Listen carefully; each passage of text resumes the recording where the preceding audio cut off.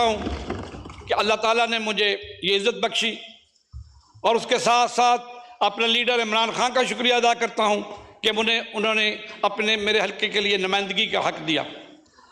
इसके साथ साथ अपने हल्के की आवाम का शुक्र अदा करता हूँ कि उन्होंने मेरी गैर मौजूदगी में मुझे 1.5 लाख वोट दिया और 64,000 की लीड से जितवाया। जनाब स्पीकर, दौरान इलेक्शन मैं अपने हल्के में एक दिन भी नहीं जा सका क्योंकि मैंने रावलपिंडी में भी दहशतगर्दी की थी, मियांवाली में भी दहशतगर्दी की थी, लाहौर में भी दहशतगर्दी की थी, गुजरांवाला में भी दहशतगर्दी की थी, साहिवाल में भी दहशतगर्दी की थी और पता नहीं कहाँ कहाँ की है। 34 और 40 के करीब पर्चे हुए हैं मुझ पर और मुझे मेरे हल्के में जाने की इजाज़त नहीं थी, ना मेरी कैंपेन चलाने की आवाम को इजाज़त थी, कोई रैली निकालने की इजाज़त नहीं थी, कोई बैनर लगा जाता था मेरे नाम का तो उतार दिया जाता था और मेरे जो सपोर्टर थे, जो वोटर थे, उनके घरों पर रोज़ छापे और उनकी ज़िंदगी अजीरन की गई। लेकिन मैं फ़ख्र करता हूँ अपने हल्के के लोगों पर कि जिन्होंने इस तमाम तर जाहरियत के बावजूद, इस तमाम तर हरबों के बावजूद, इन तमाम तर रुकावटों के बावजूद अल्लाह ताला के फजल करम से मुझे वहाँ से कामयाब करवाया। मेरे जनाब स्पीकर, मैं ये समझता हूँ कि पाकिस्तान में जिस तरह के ये इलेक्शन करवाए गए हैं, जिसमें ना उम्मीदवारों को कैंपेन करने की इजाज़त थी और ना एक हमारी पार्टी पीटीआई को उसका निशान से महरूम किया गया, बल्कि का निशान भी नहीं था हमारे पास, लेकिन इसके बावजूद लोगों ने ये साबित किया कि वो इमरान खान के साथ खड़े हैं और इमरान खान के साथ हैं।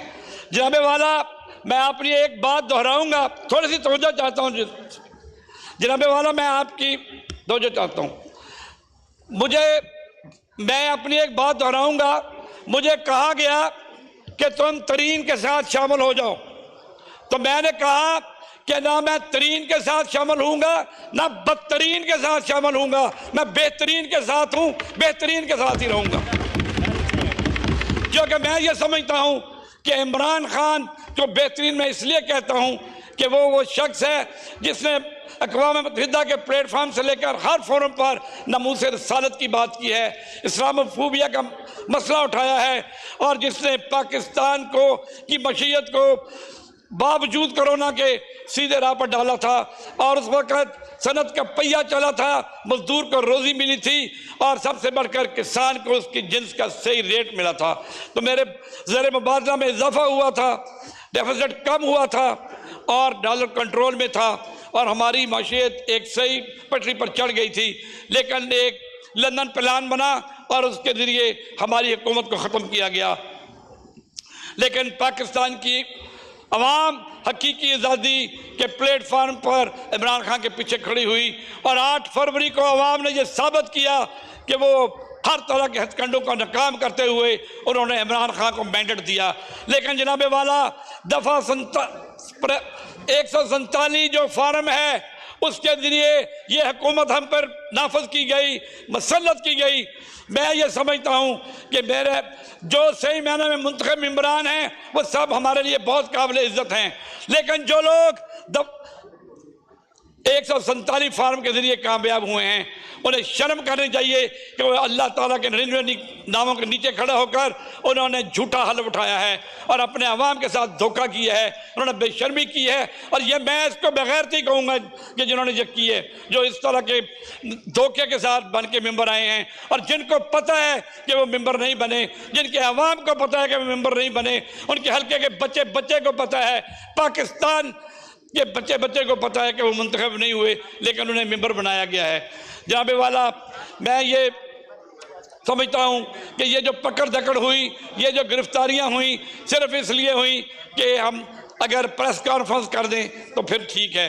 जिस तरह किसी ने कहा है कि ये सब कुछ देखने के बावजूद, किसी शायर ने कहा था कि कुछ देख कर हुआ हूँ मौजे दरिया का हरीफ, कुछ देख कर ही हुआ हूँ मौजे दरिया का हरीफ, वरना मैं भी ये जानता हूँ कि अफियत साहिल में है। मुझे भी पता था कि अफियत प्रेस कॉन्फ्रेंस करने में है, लेकिन मैं ये समझता हूँ कि ये मेरी बेशर्मी होती, अपनी आवाम के साथ गद्दारी होती कि अगर मैं इमरान खान के विजन को छोड़ता, अगर मैं अपनी पार्टी को छोड़ता।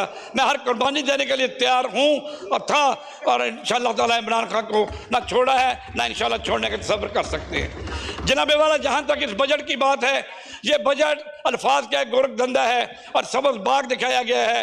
जितनी भी बड़ी बड़ी यहाँ पर टारगेट रखे गए हैं वो ना पूरे होने हैं, ना पूरा करने के लिए उनको रखा गया है।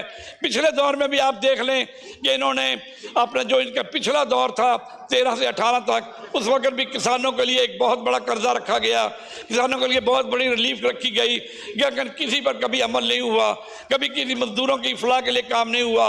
हाँ, अगर काम हुआ तो पहले लंदन में प्रॉपर्टियाँ थी, फिर दुबई में बन गई। अब दुबई में दोनों ख़ानदानों की बेशुमार प्रॉपर्टी हैं और उनके चमचे कड़छों की भी बेशुमार प्रॉपर्टीज़ हैं, लेकिन किसी को इस पर तौफीक नहीं हुई कि बात करे। एक तोशा खाने पर 800 प्रोग्राम होते हैं टीवी में, और दुबई की अरबों खरबों रुपए की प्रॉपर्टीज पर कोई प्रोग्राम नहीं होता। तो मैं ये समझता हूँ कि हमारा मीडिया भी कंप्रोमाइज हुआ है। तो जनाब वाला, मैं आपसे ये गुजारिश करूँगा कि हमारे किसानों के साथ जो जुल्म किया गया इस दौर में, ये पहली दफ़ा नहीं हुआ। जब 2014 और 2015 में भी जब इनकी हुकूमत थी, उस वक़्त इन्होंने इंडिया से आलू इंपोर्ट करके आलू के काश्तकार को बर्बाद किया था। इस बार इन्होंने गंदम का नाकस किस्म की गंदम, शुक्रिया राय साहब का माइक खोले, मंगवाकर किसान को बर्बाद किया है। और किसान की जो बर्बादी है वो पाकिस्तान की मईशत की बर्बादी है, क्योंकि किसान इस मुल्क की रीढ़ की हड्डी है और किसान के साथ जो जुल्म हुआ है वो पाकिस्तान की तारीख में कभी नहीं हुआ। मैं इसकी भरपूर मजम्मत करता हूँ। और आखिर में सिर्फ 3 बातों में अपनी तकरीर खत्म करूंगा कि किसानों के साथ जुल्म बंद किया जाए। शुक्रिया, बस हो गया।